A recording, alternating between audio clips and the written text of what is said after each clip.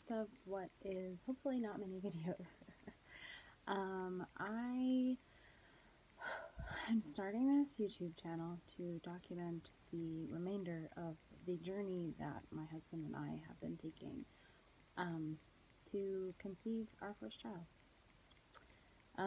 So I have some notes, so if I'm looking over there, that's because I have some notes there, so I don't forget what I wanted to talk about.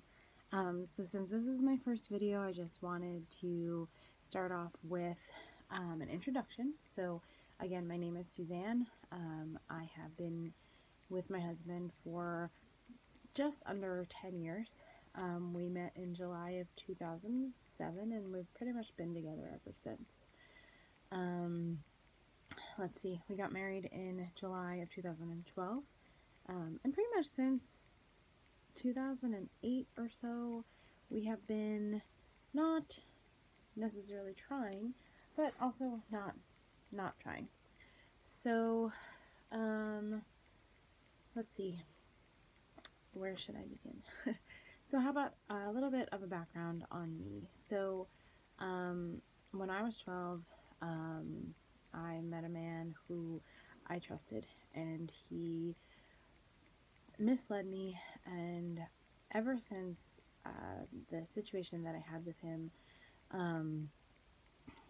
I kind of had bad relationships with men. So I had really bad self-esteem. I really didn't feel good about myself, and I used I guess I used my body as a way of coping, as like a coping mechanism, I suppose. So I spent quite a few years of my younger years doing things that I don't necessarily regret, because I grew from it all, and every experience I grew from, but I guess I could have learned the lessons that I learned without having to put my body through what I put my body through. Anyway, I was on birth control for only a few years because I didn't like the way that it made me feel. But I don't know. Anyway, as I got older, I met my husband, my boyfriend, and who is now my husband.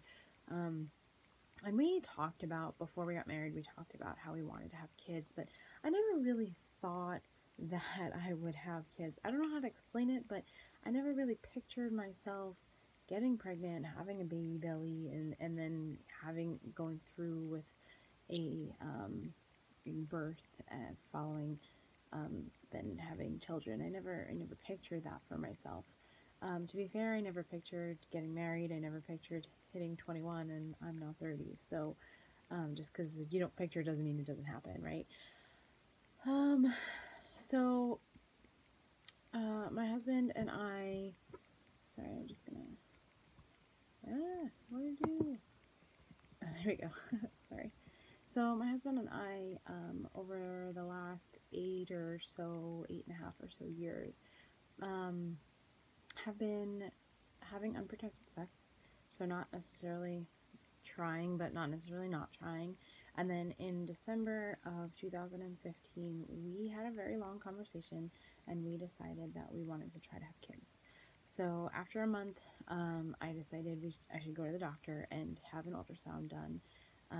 I had one a few years earlier due to a car accident that saw a couple of things, and a car accident didn't see anything. I had a car accident, and they did a CT scan which showed a few things, so I had to do follow-ups with doctors, one being my OB, because they had seen some cysts on my ovaries and said that I should get that checked out. So I had an ultrasound at that time. They said it was totally normal, and whatever they saw on CT wasn't there. So then last December, I went and had an appointment, which she scheduled me for another ultrasound as a follow-up, especially since we had discussed now officially trying to conceive. And that came back pretty unremarkable, except that I had two myomas, which the doctor described as fibroids, which are like not like benign tumors in the lining or in the wall of the uterus. Mine happened to be in the wall of my uterus. The doctor said that those don't have shouldn't have any effect on me conceiving. So she gave me her blessing and said, go on and go make a baby, right? So we are now at our year mark, and you know, after the first 6 months, I had contacted her via email. She told me to do the doctor. She told me to do ovulation predictor kits, which I actually had been already doing the ovulation predictor strips. So they're like these little. They look like pregnancy tests, but they're ovulation predictors.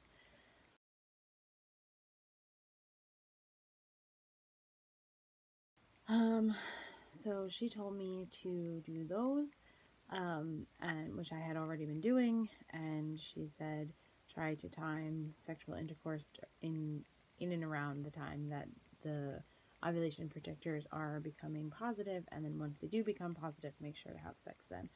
Um, the problem is that I was never getting a full actual positive on any of them, so I still don't really know what that means. Hopefully I'll know soon, but I don't at this point know what that means. A few months ago, probably about 3 months ago, I started taking a supplement called Vitex. It's supposed to lengthen the luteal phase of your cycle, which is the last part of it. Your luteal phase needs to be 12 to 14 days in order to be able to have a viable pregnancy. So I had the hunch that my luteal phase was too short because I was getting my ovulation symptoms pretty late in the month. So, and then I would get my period pretty soon after that. So my assumption was that my luteal phase was too short. The Vitex helped a little bit. My periods are much more regular now than they were earlier in the year. They're ranging between 29, my cycles are ranging between 29 days and 32 days. Earlier in the year, they were closer to 33, 34 days, and they've sort of kind of gotten shorter. This month was weird. I actually got my period 4 days early, so it was only a 25-day cycle, which was quite strange. I wasn't taking the Vitex on the regular. I was really only taking it when I remembered. I've been taking a prenatal vitamin all year round, every single day, except for, the occasional I forgot to take it. And that's pretty much it. I do take vitamin D3, and I sometimes supplement with whey protein, or a greens powder. But for the most part, I've been trying to limit the supplements that I've been taking. I should mention that I do have a history of binge eating disorder.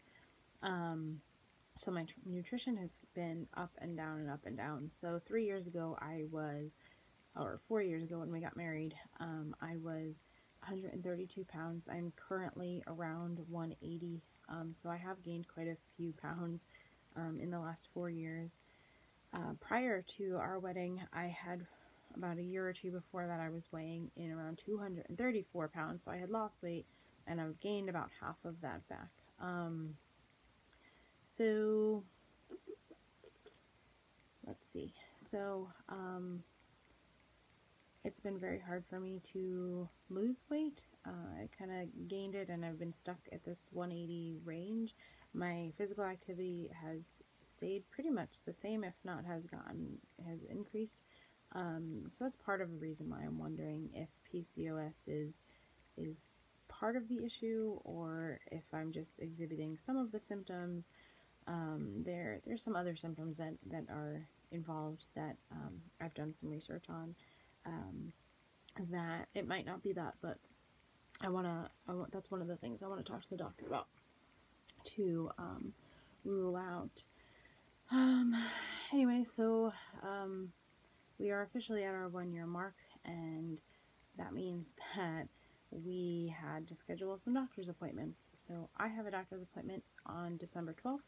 My husband has a doctor's appointment on December 9th. He's already had a physical exam, which was completely normal, blood work, everything normal for him.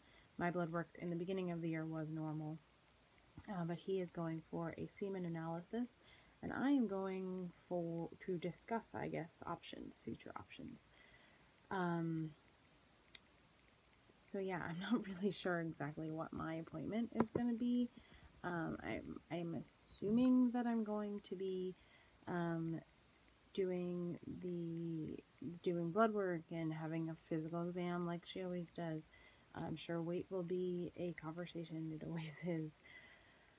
Let's see.